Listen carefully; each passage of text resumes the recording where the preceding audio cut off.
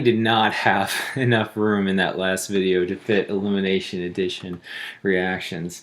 I really shouldn't have tried to cram addition and elimination into that tiny little space. I feel like you couldn't really see much of the lone pairs, but I hope you understood the concepts of it.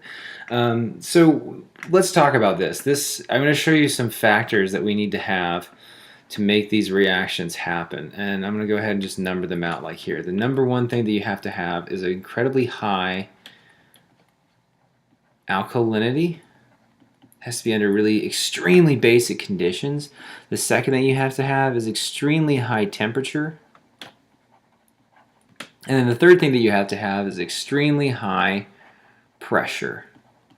So we're getting to the point, and I'll be honest, I feel kind of like a badass when I do this, because we're taking things and we're kind of forcing really strange reactions that you wouldn't, that honestly don't follow any sense of the logic that I've learned up into this course, which is what I get for learning logic in the beginning. This is science. We defy logic. But I guess I'll just draw out the mechanism, and then you'll see why this is so crazy to me, that why we need these extreme conditions to make this reaction happen. So I guess I'll just start off, right here, with an aromatic compound such as benzene, and attached to that benzene is, I'm going to say Br. Br is a leaving group, and there's a hydrogen to that. So this is a benzene. We have really high alkalinity, in our reaction. So we have a hydroxide group that's going to pull a proton off of a super stable benzene. Holy shit. That blows my mind. So this is what you get. This reaction proceeds like that. And so the next step, I'll just draw it in white, going down along this path. There.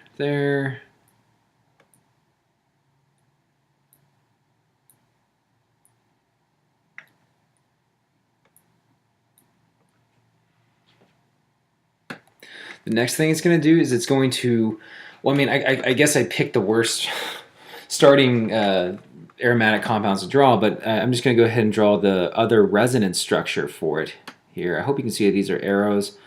It's really hard to make things work with this tiny pen, but I'm going to go ahead and just draw that there. So what we have after we do that is, whoa.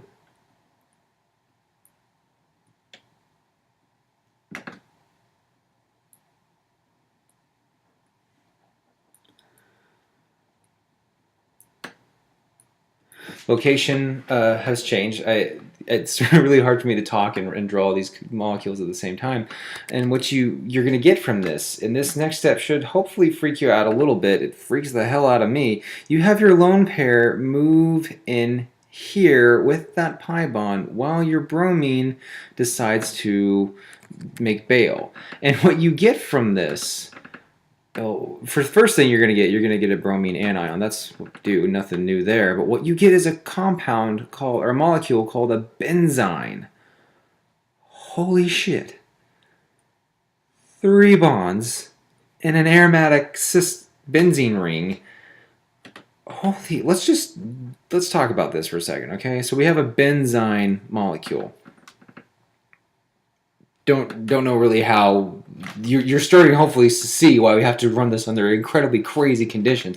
I don't know how they even figured out a way to do this. Props to the guy who did it. But in this benzyne molecule, it's a triple bond, and there's a sigma bond, and then there's a pi 1, and then there's a second pi bond. And here's what's weird. That sigma bond in there is made from an sp2 orbital. One of the pi bonds, at least, is made from a p orbital, and the other pi bond is made from an sp2 orbital. This is an incredibly crazy looking structure. That's just, I hope that gives you chills a little bit. You know, we live in a world where you can do that. But anyways, the next thing that happens is that this crazy looking benzyne molecule is going to react with another, again, really high alkalinity, another hydroxide. So let's draw those electron lone pairs moving in to attack the carbon. I, I I don't see how any of this is really possible. This doesn't really make sense because you have a benzene. Never mind the fact that it's a benzene, but this is attached to three. Well, a triple bond there. You have a double bond here, and we're going to add even more electrons to it in the form of this lone pair on the hydroxyl group. So again, insane alkalinity, insane pressure, and insane temperature to get this party started. So when you do that, and I guess I didn't finish my reaction. This pi bond, one of them at least, doesn't like that because, yeah, there's only a finite amount of room for them to be there. And so what you get out of this reaction is there, there, there, there.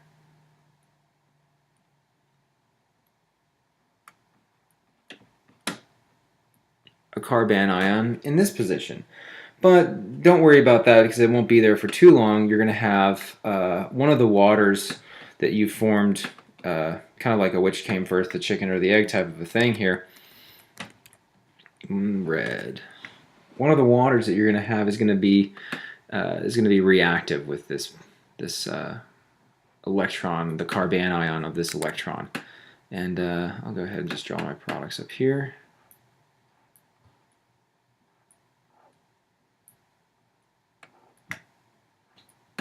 Oh, well, just imagine that I drew the resonance of this, or, I mean, it doesn't really matter. I'll just go ahead and draw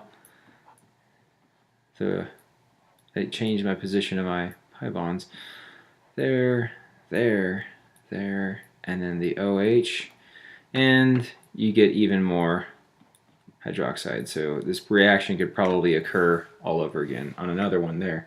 But I hope that that's helpful with this. Just to reiterate, insane conditions that we have to form a benzene molecule, and then shove even more electrons onto a carbon that is triple bonded. And you need to understand, this is resonating. This is a resonant. Benzene rings are, they already have that magnetic, anisotropy effect. This, oh my God, this blows my freaking mind. But anyways, that's a nucleophilic aromatic substitution reaction, elimination addition, really powerful, really cool, but under really extreme conditions.